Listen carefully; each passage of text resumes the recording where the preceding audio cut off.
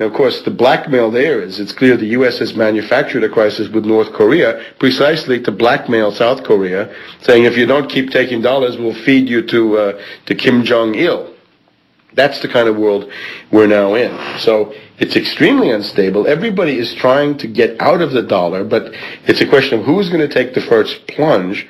And as soon as somebody does, there's going to be a mad rush to the exits in which some will get trampled. But what will also get trampled is the world economy as we've known it. Now, I would recommend something like a monetary reform. You now have three main currencies. You have the dollar, the euro, and the yen. You've got to get back to fixed parities among those, dictated by governments, not by markets, Bretton Woods. You've got to have some medium of settling, like gold.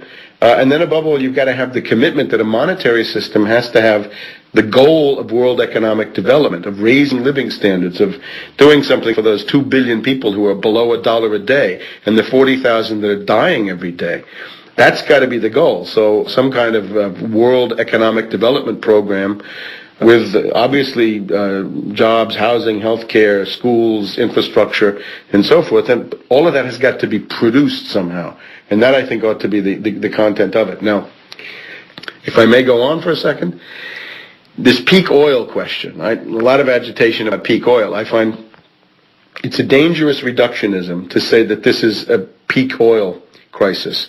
There are severe problems with oil supply, mainly due, I think, to, at this moment, right, at the moment in time we're operating now, to 30 years of non-investment in oil. Iraq, for example, the U.S. has conquered Iraq. Iraq has not been surveyed for new oil in many, many decades. And there are similar problems around the world. That's no surprise, right? The steel industry has collapsed over the past 30 years, in the U.S. especially. Many other industries have collapsed more or less because of this lack of a world monetary system. So it's not surprising that oil should share that problem. The issue, though, is what's going on today. I assert that it's a crisis of imperialism. It's essentially the entire U.S. British imperial system that's been in place for 300 years, the capital structures that have been in place for 300 years that are now crashing down. And that when they lash out with 9/11, it's to save that. There's also the other related question of world military superiority, that is strategic domination in the military sphere that's at stake. But oil can be procured at the present time. But here's the thing. We just described what happens when they start to dump the dollar abroad. There'll be tremendous shortages here. The regime at that point is going to say, they're not going to say, the Wall Street gang has blown it again, Wall Street lays an egg, and that's why you're in such a terrible situation. They're going to blame an oil crisis, as they did in 1973 and 1979. And those were fake, fictitious, hooked-up oil crises. And that's what they'll do again. So they will come forward with to say, well, we didn't do it. That's just peak oil. That's something that we can't control. And at that point, I think you have to decide, what's your slogan? What's your political approach to dealing with the United States after the crash of the dollar? Some people would say, well, it's to say, consume less energy and reduce the population. I would say that's not the right way to go. I would say your slogan ought to be, fight the finance oligarchs, the Wall Street parasites who have brought this about with their mismanagement, and reform the system in that way by essentially lopping them off in a way that would prevent them from ever doing this again. The question, therefore, is who is the enemy? Is the enemy the average person who wants to consume some energy to maintain a standard of living, or is it the finance oligarch who has essentially ruined the world with economic globalization? So I think the definition of this question, whether you see it as a dollar crisis and crisis of imperialism, or whether you see it as a geologically determined oil crisis, this means everything in terms of the way you react to it. And maybe it doesn't seem like there's a lot of difference between the two. It's also the case that the oil business is subsumed by the dollar and imperialism question. Here's the other one. If you look at the beginning of World War II, you'll see that there's an oil grab going on. Hitler is going where? Hitler's attacking the Soviet Union. Where are the panzer divisions pointed? They're going to Baku.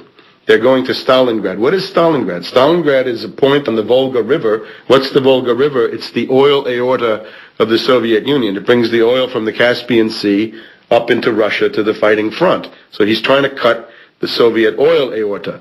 Stalin has his own plan in 1941, which is to attack Ploiești, Romania, which is the German oil source. Japan is concerned mainly to take the Dutch East Indies. Their quarrel is really not with the U.S. or the British. It's the desire to get that oil in what is today Indonesia. But they feel they've got to eliminate the U.S. fleet and the British fleet on the way. Now, if you look at that, you'd say these powers are clearly trying to get oil for themselves and deny it to others. But would you say that World War II was started because of an oil shortage? No.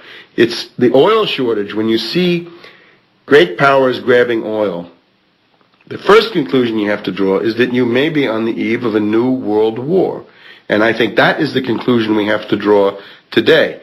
That the oil grab of the U.S. and the British is Iraq and then perhaps Iran later on is not so much that there's a geological lack of oil, but that these two powers, in order to maintain themselves, feel that they have got to grab the oil resources. For example, if you grab the Middle East, who can you blackmail? Just Europe and Japan.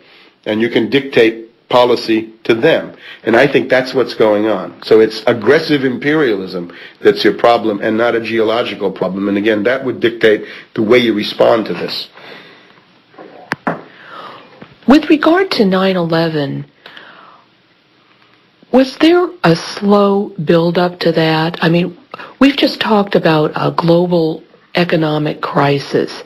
Do you see that as the main impetus behind 9/11? Or did 9/11 come out of the blue? How did 9/11 come about historically, in your view? Well, I think there are a number of currents that kind of lead into it. I mean, one of them clearly is this notion of using military force to maintain the dollar as a currency and attempting to maintain this financial economic system. But then there's also the question of world strategic superiority, in other words, military domination. Wolfowitz, in 1992, wrote a paper in the Pentagon, which I quote at some length, in which he says it's important now that the U.S. is the only superpower, he alleges, that no rival or challenger ever be allowed to emerge. This would indicate preemptive action anytime a regional power like China or the European Union might attempt to raise itself up to the level of a world power. And he says in there in particular, we've got to make sure that no combination ever emerges, but Russia always gets top attention because they are the only ones who can blow us up. Later on in the decade, Samuel Huntington comes with his Clash of Civilizations thesis, article in Foreign Affairs, then a book. And there he says, who challenges Anglo-American supremacy in the world today? He says there are two challenger civilizations.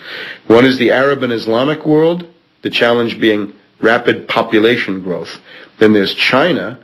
The challenge there is rapid economic growth, 10, 12, 15% a year.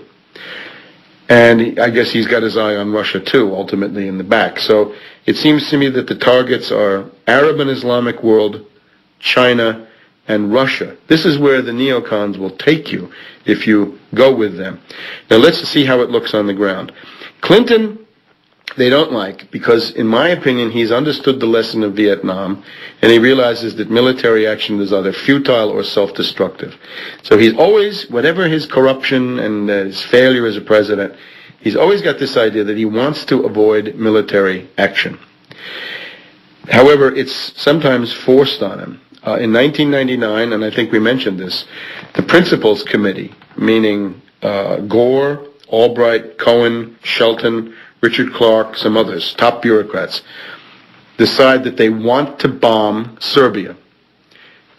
Russian Prime Minister Primakov is flying across the Atlantic to try to mediate a peaceful solution, which Russia could have done, except for the fact that Gore, in a kind of usurping Clinton's real power, gives the order to begin bombing Serbia with the support of Tony Blair. Now, bombing Serbia is like bombing Russia. World War I began because Russia was determined to protect Serbia against Austria and Germany.